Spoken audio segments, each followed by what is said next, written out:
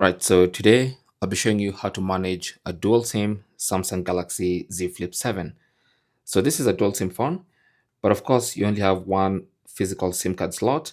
So if you want a dual SIM setup, you have to maybe insert one SIM card and then set up an eSIM because you do have eSIM support as well, like I've done, or you can have two eSIMs.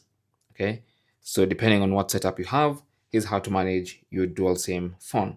So you want to go into settings, and then under settings, go to connections, and then under connections, go to SIM manager, and this is where you manage your dual SIM setup.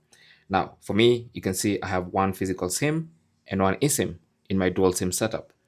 So you want to come here to the preferred SIMs section and then choose the default SIM card for making calls.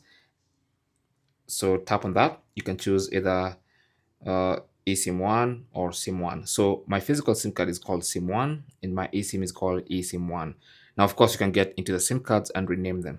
I'll show you that later. So for now, you just have to kind of work with the default names.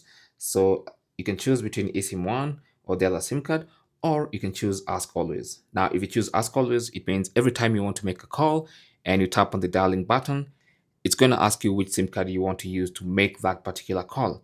And then for the next call, it's going to ask you, and the next and the next. It's always going to ask you. That's why it's called Ask Always. But of course, you can set one of the SIM cards as your default outgoing calls SIM card. Now, of course, for incoming calls, any SIM card can receive an incoming call anytime they're on standby mode. Same goes for messages. You can choose the default SIM card used for outgoing messages. All right. But of course, you can go to specific contacts and also set a specific SIM card for a specific contact for outgoing messages. Now, the other thing is mobile data. Once again, you can choose the default SIM card for mobile data.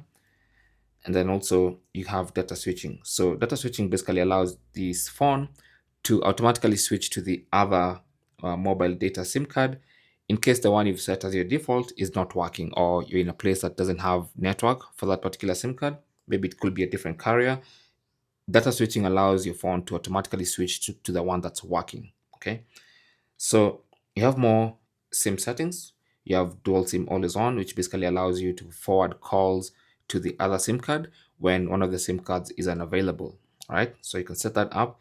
Then you have SIM card security. This is where you change the PIN or enable and disable the SIM PIN of the two separate SIM cards, as you can see.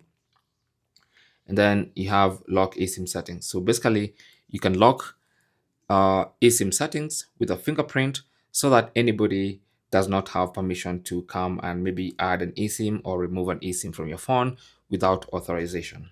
All right, so that's why you do that at. And then this is obviously to remove all eSIMs.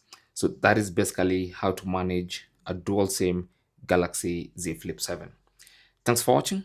Don't forget to like and subscribe. And if you have any comments or questions, you can talk to us in the comment section. Good luck.